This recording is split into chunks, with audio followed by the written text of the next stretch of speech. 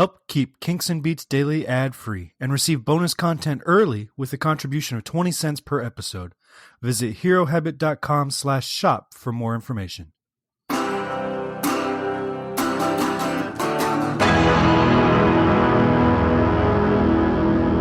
and welcome to Kinks and Beats Daily.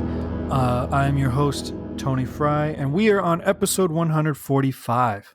Today we're talking about Live and Let Die by Paul McCartney, technically by Wings. The song was released June 1st, 1973, backed with I Lie Around and credited to Wings, like I said. I actually had this 45. I found it at a record store a few months ago.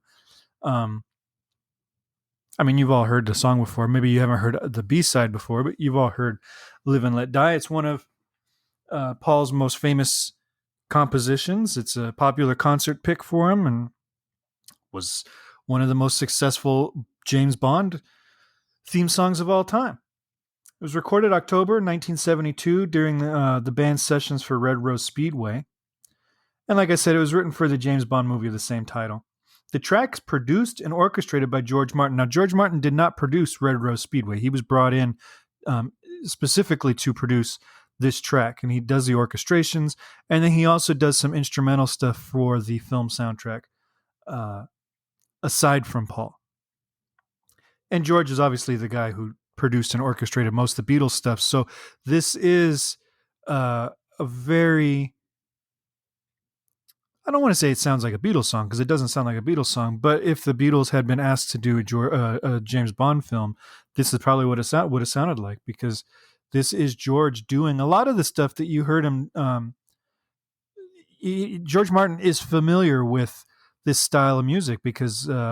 some of the orchestrations that you hear throughout the Help soundtrack are very influenced by that era of spy movie and all that kind of stuff. So he was definitely the right guy to call for this. The song reached number 2 on Billboard and number 9 in the UK and was the most successful Bond song to date. It was also the first rock song to be the theme song to a James Bond film.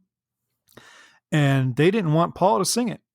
They wanted to give it to somebody else, and George Martin and Paul McCartney said, you can have the song as long as you can do whatever you want with it once the movie starts, but the main title track, it's got to be Paul singing it, which I think is obviously the right way to go. Now, my research said that it was the most successful Bond song to that time. I would imagine Nobody Does It Better and the one Adele did have probably topped it, but I don't know which other specific ones would have topped it, because this was a huge, huge song. It was also the first James Bond song to be nominated for an Oscar, but it lost to Barbra Streisand's The Way We Were. Boring. And since its release, McCartney has played it on most, if not all, of his tours, and it's usually accompanied by what they call flash pyrotechnics and lasers and a crazy light show and all that kind of stuff. It's an exciting moment in the concert if you haven't seen him in concert and aren't expecting it, but it has been the same moment in this concert for 45 years. So we get to the controversial point. When the song was published for sheet music back in the day, the lyrics were written as this world in which we live in, which is obviously a grammar atrocity. In which we live in is just, English teachers are having nosebleeds from that. McCartney claims that the lyric is actually in which we're living. And I would give him that he probably dropped the G. So it's, in this world in which we're living. And then the English accent doesn't always have hard R's. So he's not like in which we're living. So if like you soften the R and drop the G, I can see where you can make the argument either way. I'm going to say that it's in which we're living, just because it's a better line that way. And I think, even as lazy as Paul gets sometimes with his lyrics, I think he would have been a little bit more mindful of such a clumsy line that is so easily fixed. So my guess, I'm not even going to make a guess, but So he says now that that's what he's saying. But then he also says the other way in which we live in would have been wronger but cuter. So he's proving that he has a willingness to abuse his native tongue, whether he did it on Live and Let Die or during just this exception or this explanation of Live and Let Die. He's willing to butcher the language. So who knows really what it is. You sing it however you want to sing it. You hear it however you want to hear it. I've seen the arguments online for years now. And if you've never noticed what a potentially horrible lyric that is, depending on how you interpret it, I'm sorry that I ruined it for you.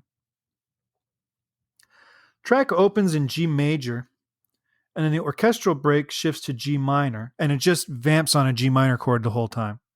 And then the reggae interlude shifts to C and goes through a few keys before it goes back to G minor for the orchestral. It's pretty basic stuff. It's nothing crazy. But one of the hooks of the song comes in that introduction. And it appears a couple times in the song. And it's on a flat 9 chord. So we've got this.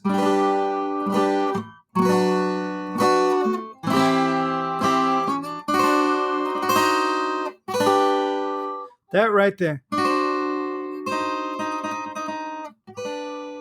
That's the flat 9. It's a D7 flat 9. And the flat 9 acts as a cross between a passing tone and a suspension in this particular thing.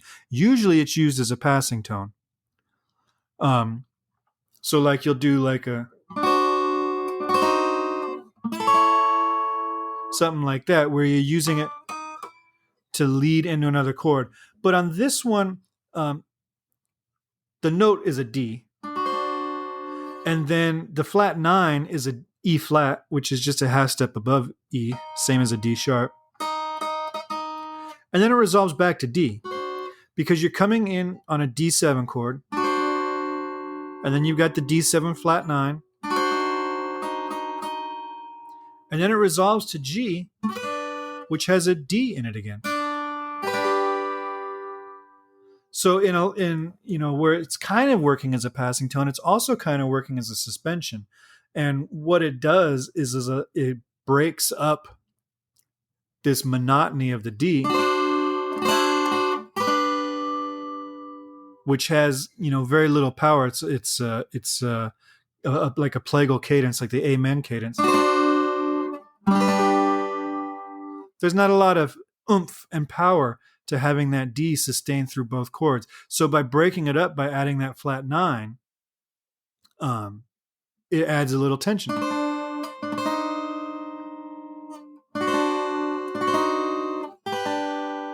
Now you could have done a regular 9, but that sounds too happy. So it's really the perfect chord, and I don't know what inspired him to use it, or if it was an accidental, kind of stumbled upon it. It was like, oh, that sounds good. But to me, that's the whole hook of this song. That's what makes it sound like a James Bond theme song, while also making it sound like a Paul McCartney or Beatles, song. It all comes down to that one note. It's cool stuff. Guns N' Roses, as you probably know, released a version of this song in 1991, which was a top 40 hit, and gets as much or more airplay on classic rock stations as the original does.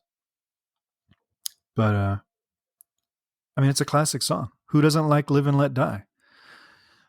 If you don't like Live and Let Die, let me know. Give me a call at 925-494-1739 or email me kinksandbeats@herohabit.com and let me know why you don't like nice things.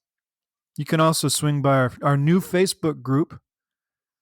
Go to the Hero Habit Facebook page and you can find a Kinks and Beats Daily Facebook group where we can all talk and discuss things and vote on our favorite songs and such like that.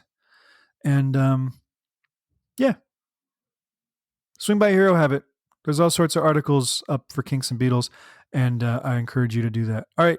Thank you for listening. Swing by iTunes and give us a 5-star rating and review, please. And I will talk to you all tomorrow. Have a great day.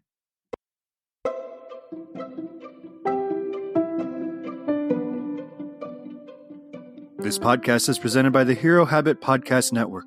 Swing by HeroHabit.com today to comment on this episode and poke around our growing database of sports and pop culture news, reviews, and collectibles. HeroHabit.com. Collect your heroes.